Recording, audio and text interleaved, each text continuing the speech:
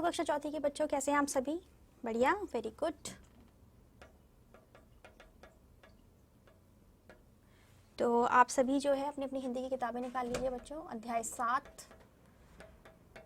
का page number 32, ठीक है।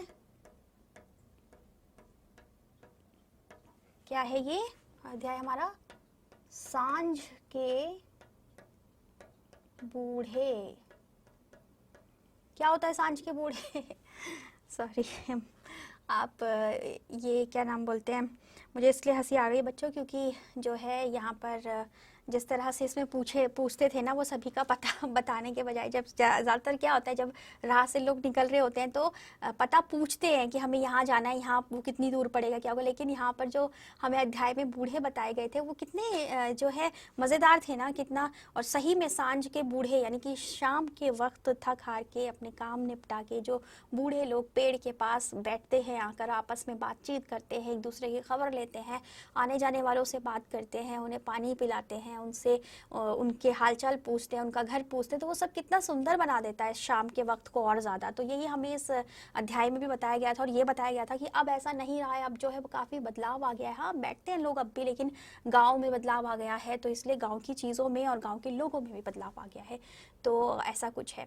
तो इसी जो है यही हमने इसमें पढ़ा था। अब जो है हम इसका अभ्यास कर रहे हैं, जिसमें हमने का भाग कर लिया था बच्चों और ख भाग भी कर लिया था, है ना।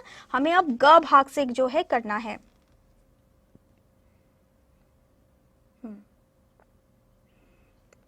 ठीक है, तो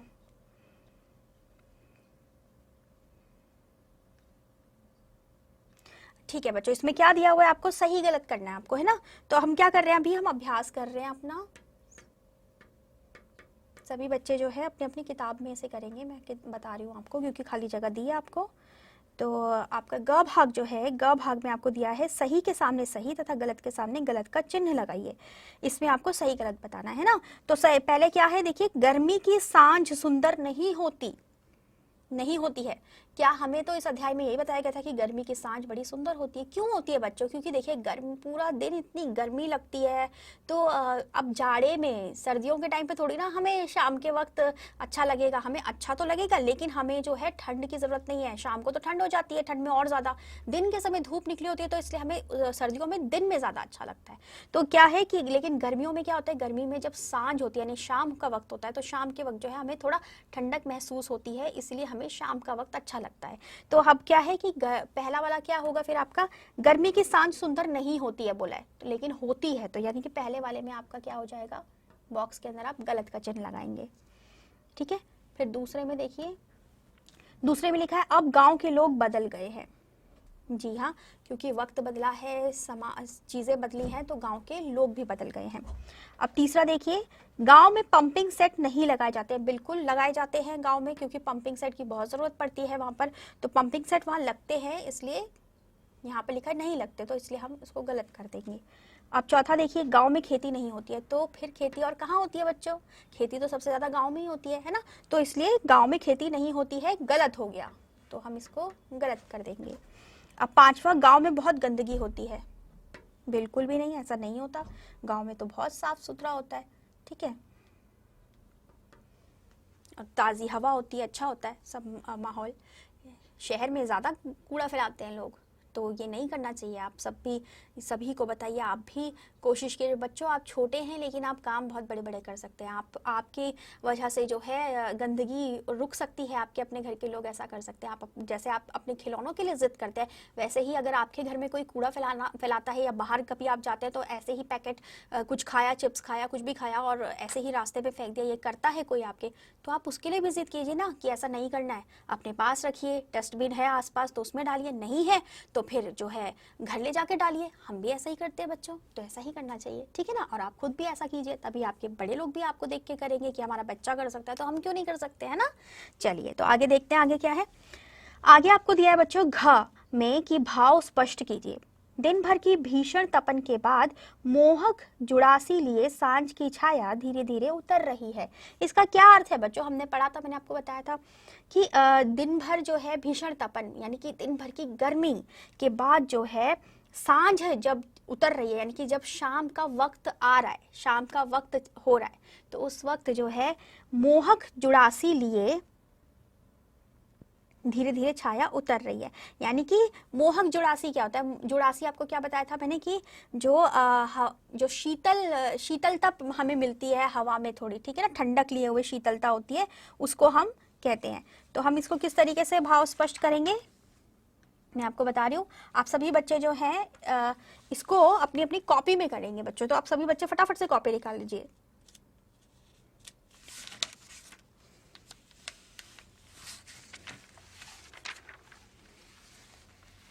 ठीक है,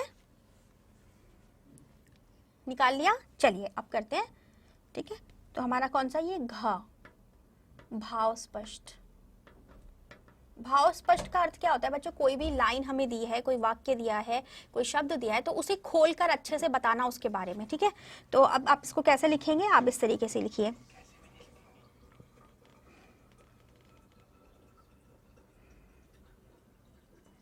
गर्मियों में। इसमें आप सबसे पहले बच्चों क्या करना है आपको, सबसे पहले ना जो ये पंक्ति आपको दी है, दिन भर की भीषण तपन के बाद मोहक जुड़ासी लिए सांझ की छाया धीरे धीरे उतर रही है, ये आपको पहले लिखना है। ठीक है, पहले आप ये लाइन ऊपर लिखेंगे, भाव स्पष्ट लिखेंगे, उसके बाद आप नीचे जो है इस तरीके से लिखकर उसमें लिखेंगे कि इस पंक्ति का भाव स्पष्ट। ठीक है ना, पंक्ति का भाव स्पष्ट, जैसे मैंने भाव स्पष्ट लिखा है, ये तो आपके प्रश्न है इसलिए भी लिखा है मैंने, लेकिन आप साथ में भाव स्पष्ट भी लिखेंगे। जैसे आपने पंक्ति लिखी और उसके आगे यहाँ पर ऐसे करके आप यहाँ पर भाव स्पष्ट भी लिखेंगे पहले। ठीक है, तो कैसे लिखेंगे? गर्मियों में दिन का वक्त, वक्त यानी टाइम, दिन का वक्त बड़ा ही गर्म होता है।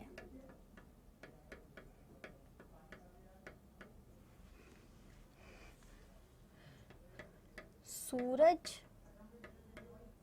की गर्मी भीषण, यानी इसमें लिखा ना भीषण तपन, अत्यधिक, भीषण यानी अत्यधिक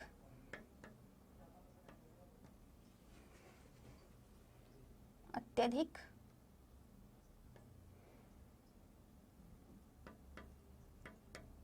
गर्मी पैदा करती है। ऐसे में जब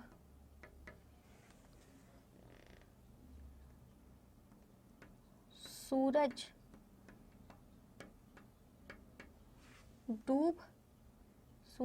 डूब रहा होता है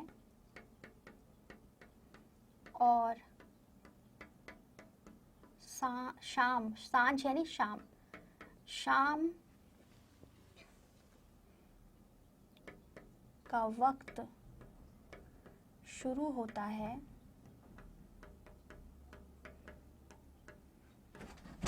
तो वह समय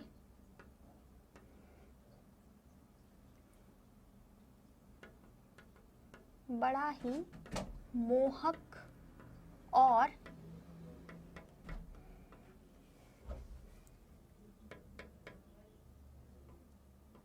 शीतल लगता है।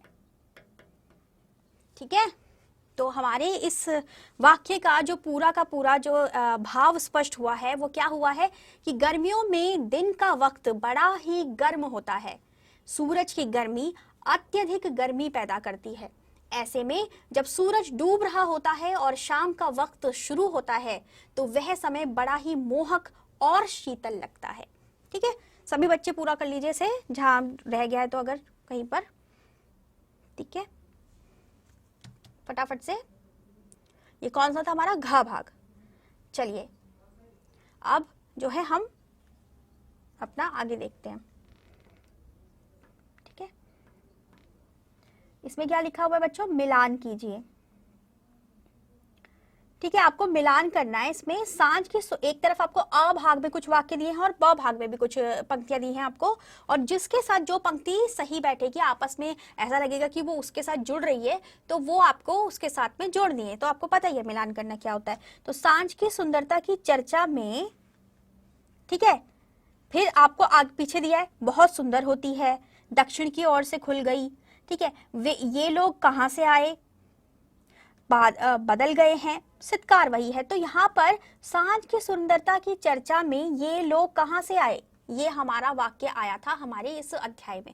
तो हमारा जो है पहला वाला किसके साथ जुड़ेगा, अब मैं आपको बता रही हूँ, आपने जोड़ना है, ठीक है ना। आप जो है लाइंस लगा के उनको जोड़ लीजिएगा। तो जैसे पहला वाला है, पहले वाले का आपको किसके साथ जोड़ना है, घ के साथ। पहले वाले का आपका उत्तर यानी घ है। फिर आपको दिया हुआ है गर्मी की सांझ बहुत सुंदर होती है, ठीक है, तो दूसरा आपका क के साथ जुड़ेगा। फिर लिखा है सचमुच गांव बदल गए हैं, सचमुच गांव बदल गए हैं होगा हमारा। तो तीसरा जो है वो आपका किसके साथ आएगा, सचमुच गांव बदल गए हैं, घ में है आपका लिखा हुआ ये, तो घ में आएगा, ठीक है। फिर चौथा में देखिए, चौथे में क्या है, झिंगूर की खनकती सितकार वही है, यानी कि उसकी आवाज, जो झिंगुर आवाज निकालता है। तो चौथे में आपका क्या होगा, झिंगुर की खनकती सितकार वही है। कहाँ लिखा है हुआ ये आपका अंगों में लिखा हुआ है, तो चौथा जो है वो इसके साथ आ जाएगा, ठीक है। और पांचवा देखिए क्या है, चकबंदी की चक रोड दक्षिण की ओर से खुल गई, ठीक है। तो पांचवे में क्या होगा आपका, पांचवा आपका मिलेगा ख के साथ, ख। फटाफट से जो है मिलान कर लीजिए, मैं आपको एक बार दोहरा देती हूँ। पहला वाला मिलान होगा घ के साथ, दूसरे का मिलान होगा क के साथ, तीसरे का मिलान होगा घ के साथ, चौथे का मिलान होगा अंगों के साथ, पांचवे का मिलान होगा ख के साथ, ख, ठीक है। चलिए ये हो गया। अब देखिए भाषा कौशल में क्या दिया है बच्चों। भाषा कौशल में हमें दिया हुआ है, नीचे दी गई पंक्तियों में पूर्ण विराम, अर्ध विराम आदि चिन्ह उचित स्थान पर लगाकर पंक्तियों को शुद्ध रूप दीजिए, ठीक है। यानी कि आपको जो है यहाँ पर कुछ पंक्तियां दी है जिसमें विराम, अर्ध विराम या पूर्ण विराम, हमारे जितने भी हम वाक्य लिखते हैं बच्चों, उसके वाक्यों के बीच में पूर्ण विराम, अगर हमारा कोई वाक्य खत्म हो रहा है वहां पर, और जहां पर हमारे दो वाक्य आपस में जुड़ रहे हैं लेकिन एक बात उसमें खत्म हो गई, तो हम कोमा लगाते हैं ना, तो विराम लगाते हैं। तो इस तरीके से आपको ये सारे लगाने हैं।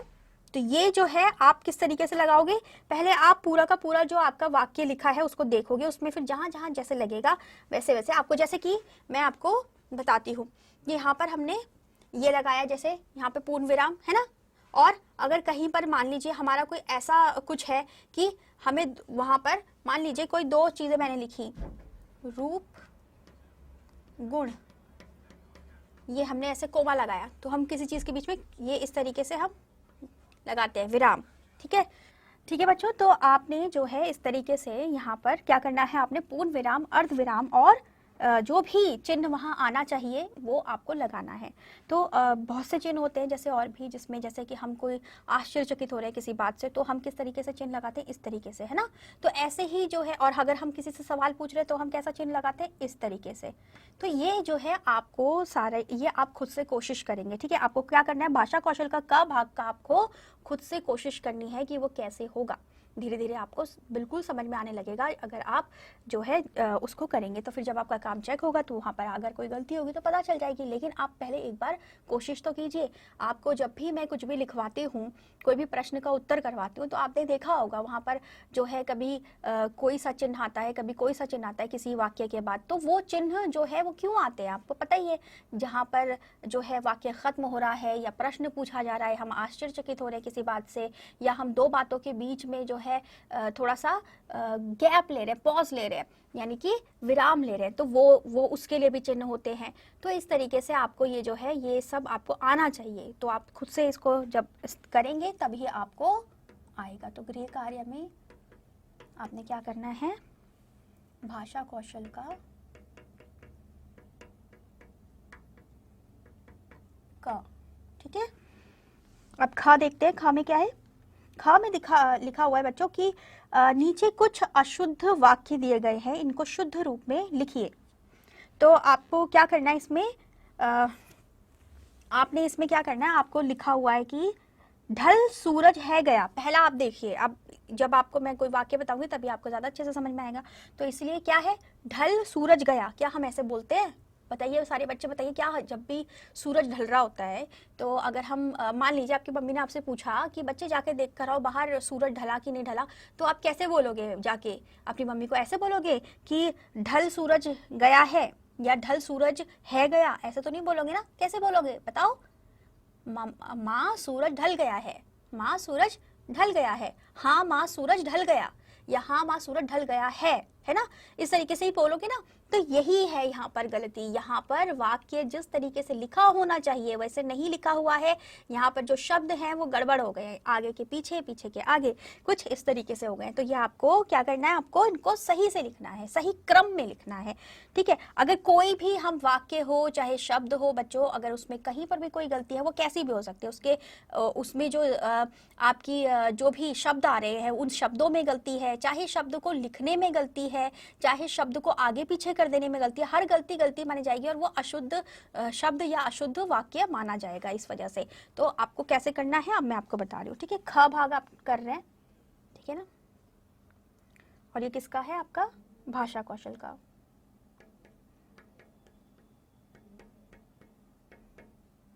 ठीक है, भाषा कौशल का ख। तो इसमें सबसे पहले आपको दिया है ढल सूरज गया, ढल सूरज है गया। तो क्या होता है इसका, मैंने अभी आपको बताया सूरज ढल गया है। तो आप गलत वाला तो लिखा ही हुआ है, सही जगह पर जो खाली जगह दी है वहां पर आपको सही लिखना है, तो वो आप लिखेंगे, मैं आपको वो लिखवा रही हूँ। सूरज ढल गया है, ठीक है, ये सही होगा, सही वाक्य ये होगा। फिर क्या है, सचमुच गए गांव बदल। तो हम कैसे बोलते हैं, गांव सचमुच बदल गए, ठीक है ना। तो कैसे लिखेंगे आप, गांव सचमुच बदल गए, ठीक है, गांव सचमुच बदल गए, ये होगा इसका सही। अब है झींगुरों की सितकार वही की खनकती है। तो कैसे होगा, झींगुरों सितकार, झींगुरों सितकार नहीं होता, झींगुरों की सितकार है ना। हम बीच में का की ऐसे इस तरीके से इस्तेमाल करते हैं ना, किसके बारे में बात हो रही है, किसके लिए बात हो रही है, उसको हमें बताने के लिए ये सब शब्द जो है शब्द जोड़ने पड़ते हैं। तो इसलिए झिंगुर सितकार, या तो हम ऐसे बोलेंगे झिंगुर सितकार, इससे भी हमें पता चल जाएगा कि झिंगुर की आवाज की बात हो रही है। लेकिन झिंगुरों की सितकार सही से हम ऐसे बोलते हैं झिंगुरों की आवाज, यानी तो झिंगुरों की सितकार, ठीक है, इस तरीके से हम इसको बोलेंगे। वही खनकती है, जैसे यो थी उसी तरीके से खनकती है, तो ये आपका इसका सही बनेगा। और फिर क्या है, खूबसूरती मौसम सारी की वही है, मौसम की खूबसूरती सारी वही है, ठीक है। तो ये आपकी ही अध्याय में ये आए हुए हैं वाक्य बच्चों, आप वहां से इनको देखकर कर सकते हैं। तो इसीलिए जो है मैंने 2 आपको करवाए हैं, 2 आप खुद से करेंगे, यानी आपको खुद से ये कोशिश करनी है कि आपका जो वाक्य उलट पुलट करके दे दिया गया है उसको सही तरीके से कैसे लिखना है। तो यानी आपको ख भाग का जो है एक का भाग आपने करना है, और ख भाग में ख भाग का तीसरा चौथा। देखिए अब यहाँ पर 3 और 4 के बीच में मैंने क्या लगाया है, ये लगाया ना, ये भी एक चिन्ह है। कौन सा चिन्ह है ये बताइए, अर्धविराम का चिन्ह है ये। तो ये अर्धविराम का चिन्ह जो है ये भी हमारे वाक्यों के बीच में आता है। तो ये सब जो है, ये जो मैंने आपको चिन्हों के बारे में बताया था उसमें ही है जो क भाग में आपका आएगा, ठीक है। अब चलिए ग भाग देखते हैं। ग भाग में आपको दिया हुआ है बच्चों, प्रस्तुत पाठ में प्रयुक्त विशेषण शब्दों को चुनकर उनका वाक्यों में प्रयोग कीजिए। विशेषण क्या होते हैं आपको पता ही है, जो भी किसी भी चीज की विशेषता बता रहे हो, कोई इंसान हो या कोई वस्तु हो, कोई भी चीज हो, जानवर हो, पहाड़ हो, पौधे हो, कुछ भी, किसी भी चीज की जो कार्य नहीं विशेषता बता रहे हो, उन शब्दों को, जिस शब्द से हमें किसी की विशेषता पता चल रही हो उसे हम विशेषण शब्द कहते हैं। तो यहाँ पर पाठ में भी कई ऐसे शब्द आए, हर वाक्य में ज्यादातर कुछ ना कुछ ऐसा मिलता है हमें जो विशेषता बता रहा होता है किसी की, तो वो हमें चुनने थे। तो मैंने कुछ आपके लिए चुन के रखे हुए हैं और फिर उनका वाक्य प्रयोग भी करना है। तो कैसे करेंगे हम इसका,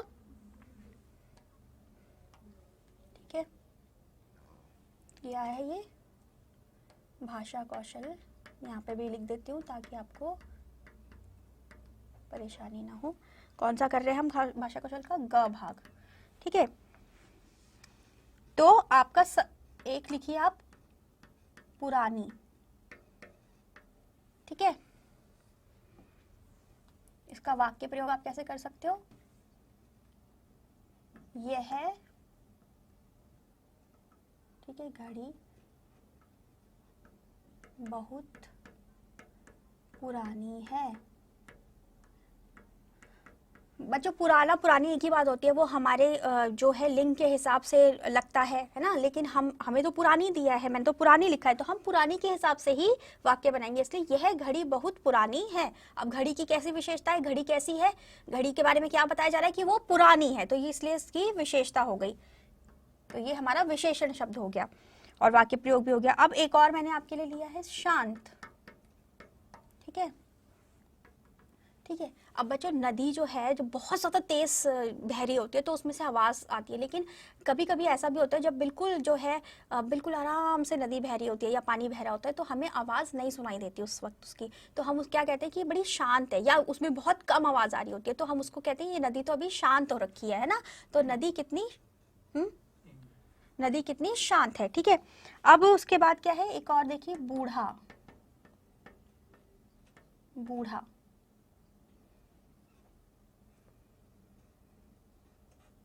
वह व्यक्ति बूढ़ा है। ये बहुत ही सामान्य से और बहुत ही सीधे से सरल से जो है वाक्य प्रयोग मैं आपको बता रही हूँ ताकि आपको समझ में अच्छे से आ भी जाए कि हम क्या विशेषता उसमें बता रहे हैं। तो व्यक्ति की जो है, हम व्यक्ति की विशेषता क्या बता रहे हैं कि वो कैसा है, बूढ़ा है। ठीक है, और एक और करना है आपको, 4 करने हैं। तो एक कच्ची,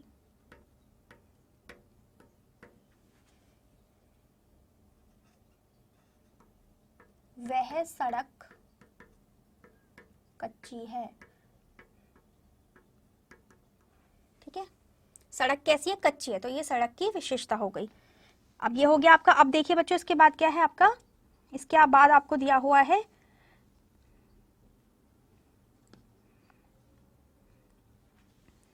कलात्मक, यानी कि उसको हम जब जोड़ देंगे तो बन जाएगा कलात्मक, ये आपको दिया है।